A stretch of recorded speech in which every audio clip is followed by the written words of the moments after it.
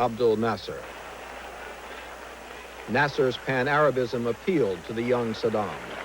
All Arab nationalists, and that would have included people of Saddam Hussein's age group, would have looked at President Nasser both as a savior and as a model for a future Arab leader. I would have thought it not only colored his thinking, but also it must have colored his aspiration for leadership.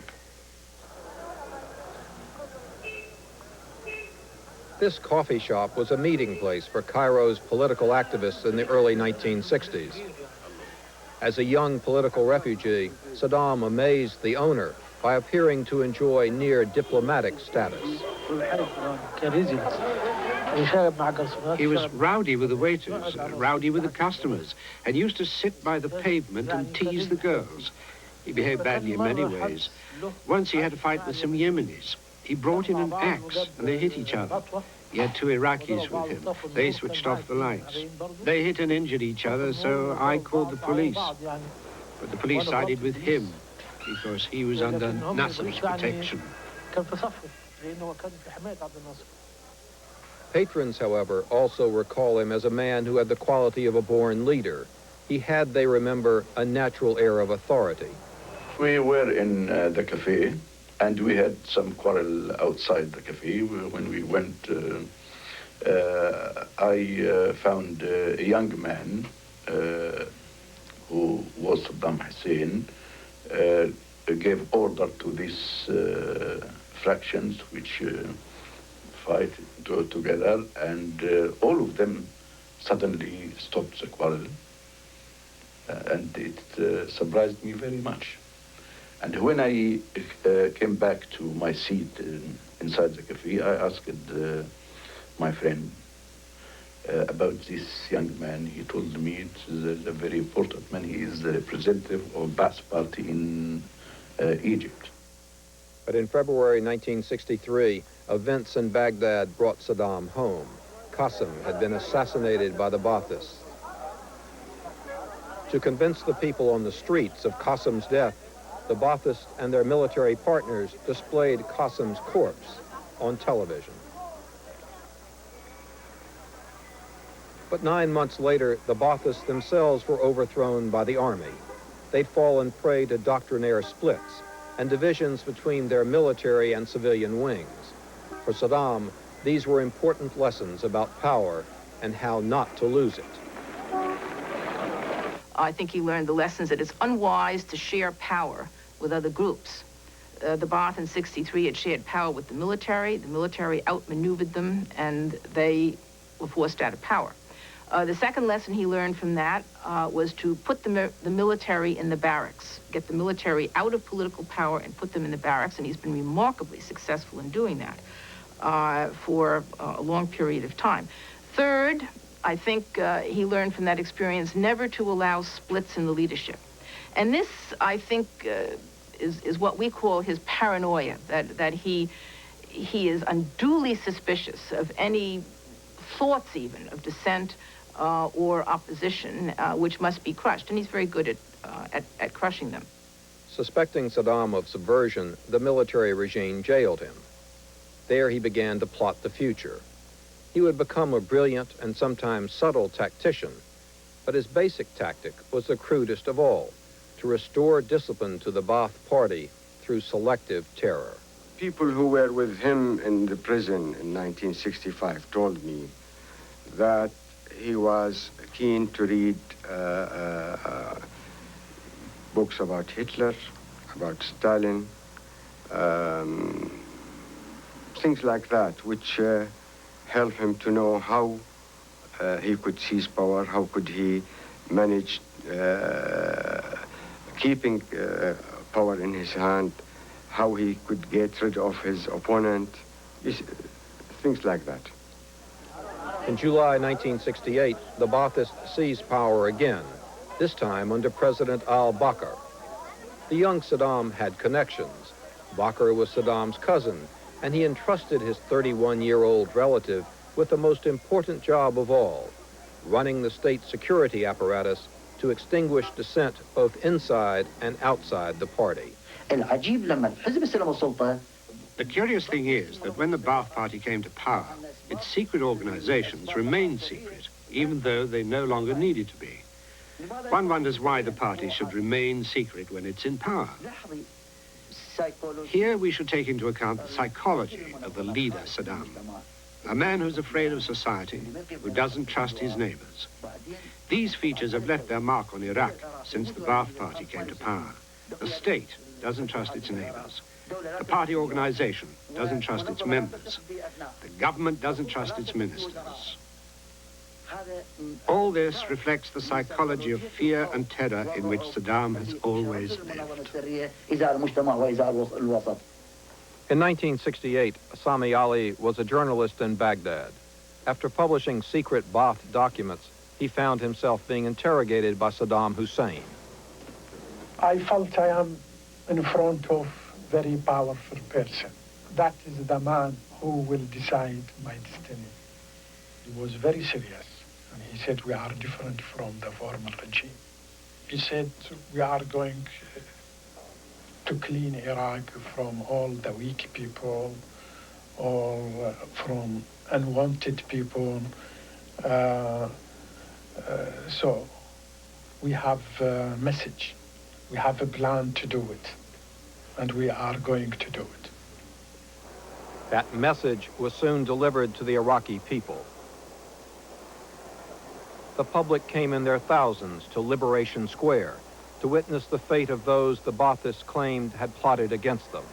When we went there were many speakers there. They were speaking about against Zionism, against the traitors, against the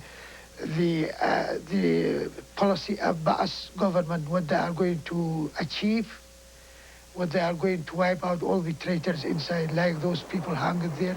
All the traitors will be hanged. You could see the bodies very closely. These were hanged for, by that time, about 4 hours. And you could see, because the neck was broken, it has actually stretched to about 1 foot long. I myself in particular remember I was pushed right against one of the hanged bodies, and I still remember my head hitting one of the shoes of one of the hanged men. Up to that time, people could be critical. They could criticize the government or statements made by Ba'athist officials, including the president at that time and Saddam Hussein as well. I realized that this can no longer continue, and that we have to be careful about what we say.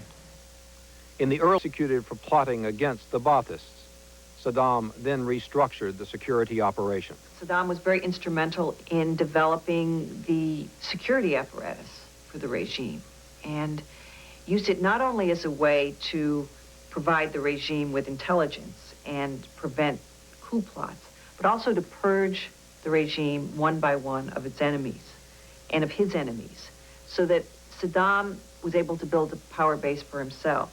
And it took probably about 1.5 years before Saddam really emerged as the #2 man behind Bakr, through a series of systematic purges and consolidation of power. He created 3 separate networks: the Internal State Security Service, the Aman, reorganized with the help of the KGB; military intelligence, or the Estakabrat, to gather military information from abroad and carry out assassinations. And watching over both of them, the Ba'ath Party's own internal intelligence service, the Mukhabarat. This was by far the biggest and most important intelligence service of all. It also kept an eye on the police, the army, and other mass organizations. The idea was that the Mukhabarat should literally penetrate every street. Every member of the party would be responsible for a block of streets. He would have to know who are the people there who are against the Ba'ath Party, who don't like Ba'ath ruling Iraq. This actually sets the infrastructure, and I think is the most dangerous way of keeping security, because making neighbors, spying on neighbors, relatives spying on relatives. Long before Saddam became president, he knew he would have to penetrate the family itself to keep control of the revolution. Children were an early target. Young pioneers pay homage to the one they call the Magnificent Warrior. This hero worship by children began in the early 1970s when Saddam urged them to call him uncle. And in 1977, Uncle Saddam made this appeal to the Iraqi family. Teach them to criticize their mothers and fathers respectfully if they hear them talking about organizational and party secrets. You must place in every corner a son of the revolution with a trustworthy eye and a firm mind that receives its instructions from the responsible center of the revolution. As Saddam's power and influence grew in the 70s, it was clear that he had designs on the presidency itself. But he also knew that his cousin, al-Bakr, had powerful support from the army. So, with meticulous cunning, he began to plot against the military establishment. One of Saddam's first targets was Bakr's defense minister, Hardan al-Takriti. A former Air Force commander, Hardan was one of the president's favorites, but he had lost favor in a policy dispute. Publicly, Saddam supported him. Privately, he had other plans to make sure Hardan would not stand in his way. Hardan was ordered to leave the country. He went to the airport. Saddam gave instructions to the airport to stop the airplane so that he can go and say goodbye to Hardan. He went to the airport, he went up the plane, and he kissed him goodbye. So people felt that this man must be innocent. I mean, Saddam has nothing to do with this plot. But only a few weeks later, he arranged an assassination and he killed him in Kuwait. 16 generals were imprisoned or executed. Saddam was at al-Bakr's side, young and clearly ambitious. Why did al-Bakr trust the much younger man? Because Saddam is one of his relatives, and Saddam a young man. So al-Bakr thought that Saddam will have no ambition to take his place, at least for the first 20 years. So he trusted him, and he brought him, and he pushed him up. And he was wrong. Yes, he was wrong. Systematically, Saddam had removed Bakr's closest colleagues. In July 1979, Bakr resigned for reasons, he said, of ill health. Saddam, the new president, 42 years old, would trust no one but himself. Saddam has said, I can judge a conspirator against me from his looks. And a look is enough for me to know he's a conspirator. And when he believes somebody is a conspirator, I think he deals with him before the would-be conspirator would move against Saddam. He is able to read between the lines and also to read people's eyes. Anyone who goes to see him discovers that the first thing the president does is look them in the eyes. He does rely heavily on his sixth sense, on his instinct of just knowing when something is fishy. Those around him could never rest easily, not knowing what the president was thinking or what plots he suspected. They would soon find out.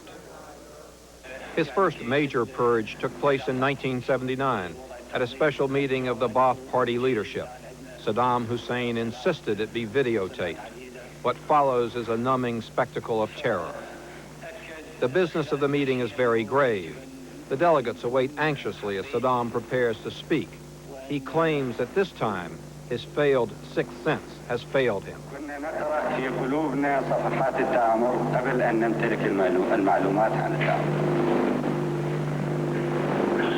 ومع ذلك كنا صابرين وبعض الرفاق كان يلوم على بعضنا انه عند مثل هذه الاكتشافات ومع ذلك صابر على الحال.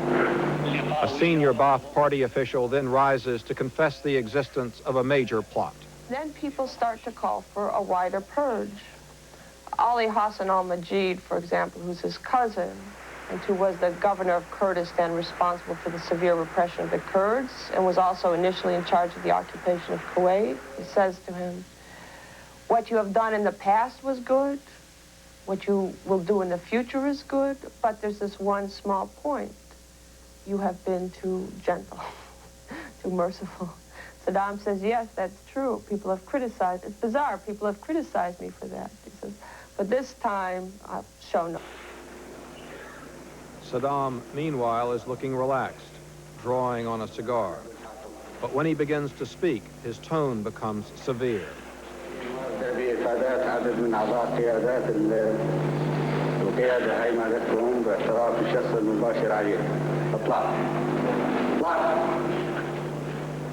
More conspirators are led away, and as the numbers grow, the mood rises to a frenzy of anticipation, for no one can be certain that he might not be next. If you can imagine what it was like to be sitting there, am I about to be executed? And then, as he is doing this, to luxuriantly light up a cigar, the absolute lack of feeling for human suffering and the total sadistic power over their lives, really quite awe-inspiring. In a rising crescendo of desperation, Saddam has neatly lured his colleagues into sharing guilt. When one just expediently deals out death for the sake of control, one doesn't have to be personally involved. In fact, Saddam reminds me of Joseph Stalin in some ways, who similarly took an enjoyment in the dealing out sadistically life and death to his ministers, almost whimsically. A few days later, crowds celebrating the executions chant Saddam's name, an early expression of the personality cult that he would refine over the next decade. Iraq was a disparate group of peoples, of different religions, of different ethnic backgrounds, and he needed an ideological glue to solidify the country. So this is why he created a mythology around himself. It's why he tried to create a common history that was a history of greatness. It's why he's used terror and repression to homogenize his people, because the only way that Saddam saw that he could stabilize Iraq and rule Iraq was by pulling the country together. He also had the benefit of oil. Iraq has the world's second largest reserves, and Saddam was going to use them. I think he used the oil revenue in a very intelligent way. During the years 1980, 1989, 90, the total income of Iraq from oil was, on average, $12 billion a year.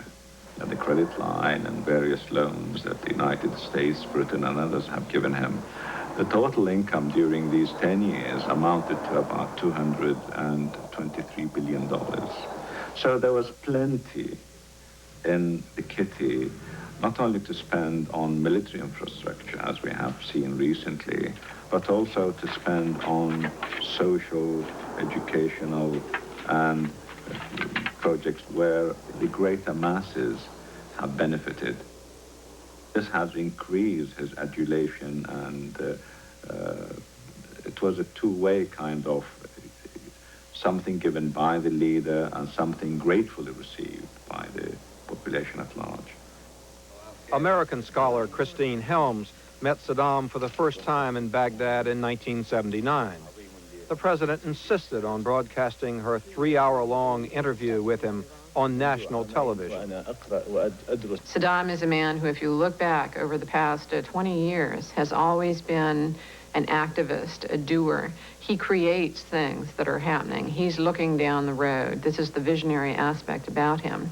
His main concern has always been survival of the Iraqi state, maintaining the territorial integrity of the Iraqi state, minimizing domestic discontent, whether through the use of force or the Iraqis have a phrase, kadu ayn, the carrot and the stick. He is also utterly pragmatic, prepared to change course when it seems necessary. For years, the Kurds have been fighting for independence from Iraq. Even before he was president, Saddam had courted Kurdish leaders and signed an agreement conceding their major demands.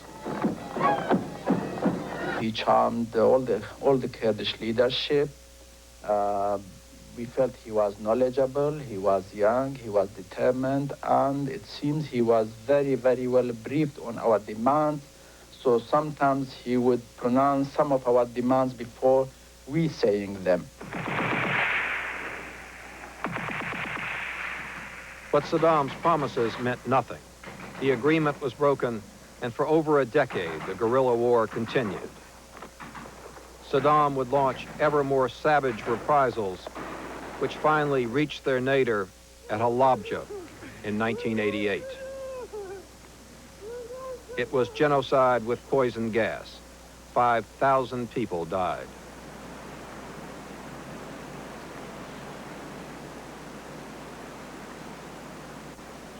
He is more willing to push things to extreme. He's more willing to make the means suit the end, to get his way, than other people. When he has an adversary, he will raise the stakes so high that the adversary backs down. He will push things to the bitter end, and he certainly is a stubborn, extraordinarily persistent man. He is also vainglorious. After the Iran-Iraq War, he built a memorial arch in Baghdad called the Victory Swords.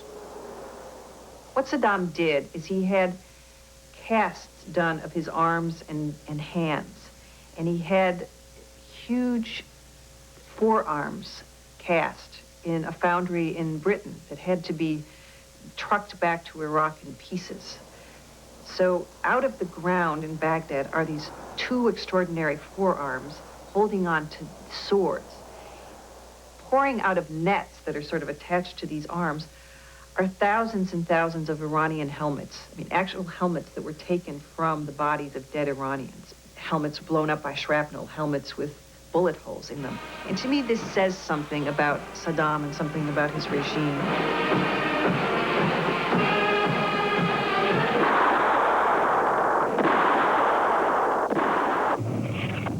Saddam Hussein invaded Iran in 1980 with America's implicit approval. The Iran-Iraq War lasted for 8 years. Over 1 million died. Here was proof of his incredible control over his population, his ability to mobilize his resources, human and physical, and even more importantly, his ability to motivate them. He fought that war with a sort of a social contract with his people, that he would try to fight it so as to keep casualties down, but if the chips were down, they were expected to go in and fight. And by and large, they did. So I think he learned that he has a lot of control over his people. He can take casualties. But the war also showed up some of his shortcomings. Afraid of giving power to the generals, Saddam insisted on directing the war himself, but he was a military disaster. He tried to broker a peace with the Ayatollah Khomeini, but was rejected. He handed the war over to the generals, and they won it. The man laying the wreath is Adnan Tolfa, Saddam's wartime defense minister. They were cousins.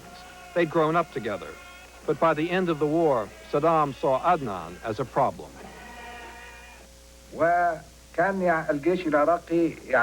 Adnan was considered by the army as the real hero of that war, and Saddam felt that his growing reputation and his ability could make him a rival for the leadership. I think that Saddam saw Adnan's popularity as a threat to him personally. There were rumors Adnan would be dismissed. Instead, in April 1989, a convenient helicopter crash solved the problem.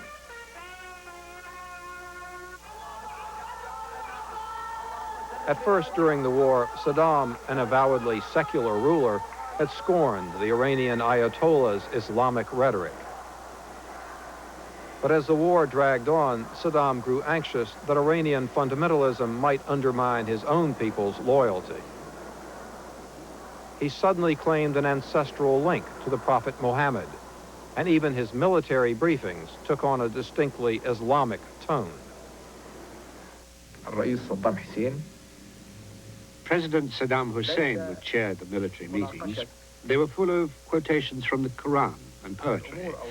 But I realized why he used to give out that kind of briefing. It was not directed primarily at us generals, but at the public, who were very moved by its rhetorical fervor.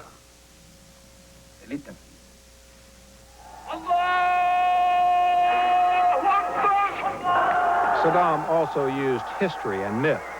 This film about the Arab hero Saladin reaches back to the 7th century, before the Islamic divisions, when Arabs united to defeat Persia. Saddam identified with Saladin, who was from his ancestral village Takrit.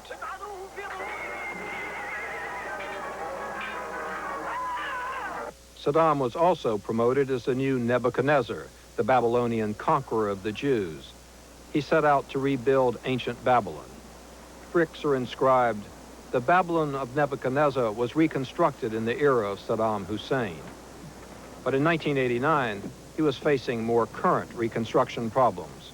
He was trying to deal with what were serious economic problems, political problems, having been seen to have made a deal and not really won the war with Iran, despite all that he said.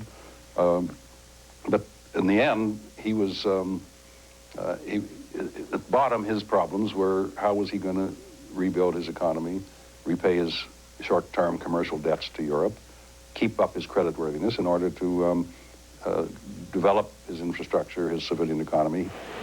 But the civilian economy took second place to the military. Despite an $80 billion debt, Saddam kept adding to the military machine. He was more concerned about the world outside, and particularly his longtime sponsor, the Soviet Union. Given the changes in Eastern Europe, given the changes in the East-West relationship, the Soviet Union, his mounting economic problems, the fear of Israel's preponderance. And at that time, the Israelis were talking about the need to contain Iraq. So, so there were many real reasons for concern for him, in addition to his sense of being besieged and giving his own paranoia to begin with. Years of surviving in the paranoid world of his own politics only added to his certainty that others were planning a conspiracy against him. It runs something like this, that Iraq is the only strong Arab country, or the strongest Arab country, and a group of outsiders are trying to weaken it. Israel is always at the head of this, the United States, and assorted local allies. Earlier on, it was Iran. Now it's Kuwait and Saudi Arabia. They're trying to weaken Iraq by various means. The United States, for example, is trying to weaken them by economically, not giving them credits, by squeezing them in terms of technology. It may seem bizarre to us, but gradually I think that this particular theory has gotten quite a grip on Saddam's mind. Let's not forget that 2 years ago, 3 years ago, he was being cheered by people in the West. This is the man who was supported by American credit, intelligence information, dual-use, quote-unquote, material. He was provided with technical support from the Germans, the French and the Soviets and the Chinese provided him with weapons, and he was given a great deal of money from the Saudis and the Kuwaitis. Now he believed they all wanted to bring him down.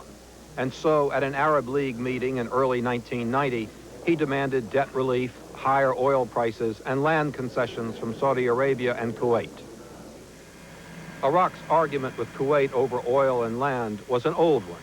In 1961, President Qasem had threatened to seize Kuwaiti oil fields. The British had sent in the troops. Now, perhaps, Saddam would do what Qasem had failed to do. In 1990, Hussein felt the U.S. had forced Kuwait to overproduce oil in order to lower world prices and thus to strangle Iraq.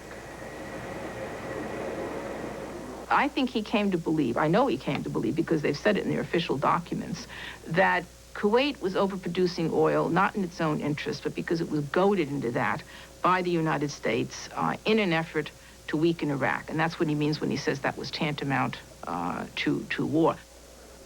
In fact, in April, a group of U.S. senators visited Hussein in an attempt to convince him the U.S. wanted to strengthen ties with Iraq. Senator Alan Simpson remembers Saddam's state of mind. He started right off saying that there was a conspiracy against him created by the United States and England, and that they had effectively created an international conspiracy against him, and that he was a peace-loving man and used the word peace about every 17 seconds for 3 hours. Before the invasion of Kuwait, he's been confiding to many people, and sometimes not in secret, that he was saying that the Americans were trying to get rid of him. I don't know how much this is true, but he didn't like the wind of change in the area, the wind of democratic winds in the Eastern Bloc. He was terrified of them. So he maybe he wanted real assurances, heart-to-heart assurances from the Americans that they will not do anything to weaken him or destabilize him. But Washington was not sending him either strong enough assurances or a clear warning. At a State Department daily briefing in late July, he was told the U.S. would keep its distance. Do not have any defense treaties with Kuwait, and there are no special defense or security commitments to Kuwait. But even that message was qualified in the same briefing, in answer to a question minutes later. We also remain strongly committed to supporting the individual and collective self-defense of our friends in the Gulf, with whom we have deep and long-standing ties. The next day, Hussein summoned the American ambassador, April Glaspie, to explain the statements. The impression that Ambassador Glaspie got from the meeting is that Saddam was going to try to find a peaceful solution to the crisis. Elaine Sciolino of the New York Times is the only journalist to interview Ambassador Glaspie, who apparently tried to convince the annoyed Hussein that Washington felt that Iraq's dispute with Kuwait was an Arab, not an American affair. She had instructions to go in and say to Saddam, we want to improve relations with you.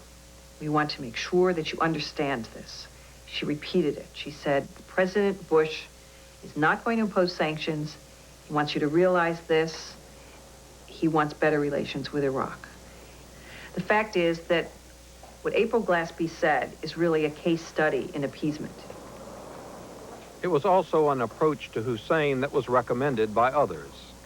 The Egyptians and the Saudis told Bush, don't antagonize things. Don't aggravate the situation. Lay low. Keep a low profile. Don't say anything that could make things worse, that could threaten things.